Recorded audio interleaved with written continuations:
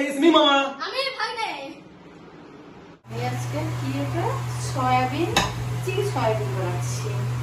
দেখো সবার আগে দুটো পেঁয়াজ বড় বড় চপ করে কেটে নিলাম, একটু হালকা ভেজে নেব।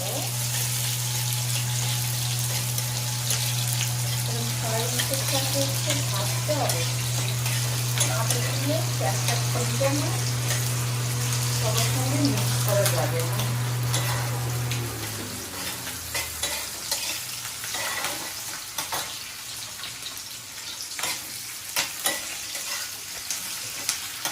লাল করতে হবে না, কারণ সয়াবিনটা একটু ভাজা হবে।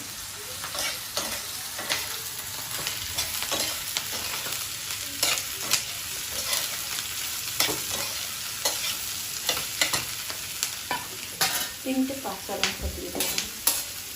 লবণের পরিমাণ খুবই কম দিতে হবে, কারণ পায়ের সাথে লবণ থাকে, বিশাতেও লবণ থাকে, আসলে লবণের সংখ্যাটা খুবই কম।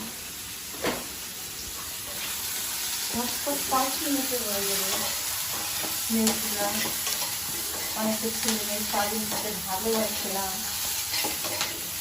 তাই এই রেসিপিটা বানিয়ে খাইয়ে দিচ্ছি। দেখো সেজন চাটনি, খুব সুন্দর সেজন চাটনি, চিলি রেড চিলি না সয়া সয়াটা সরি, তার জন্য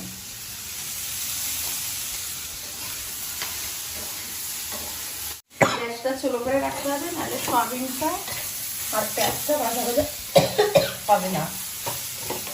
10-15 মিনিট ভাজতে হবে একে।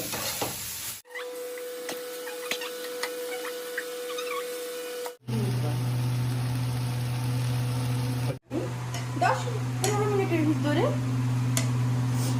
ভেজে সয়াবিন চিলি সয়াবিন করেছি, খুবই সুন্দর হয়েছে। ওয়াও!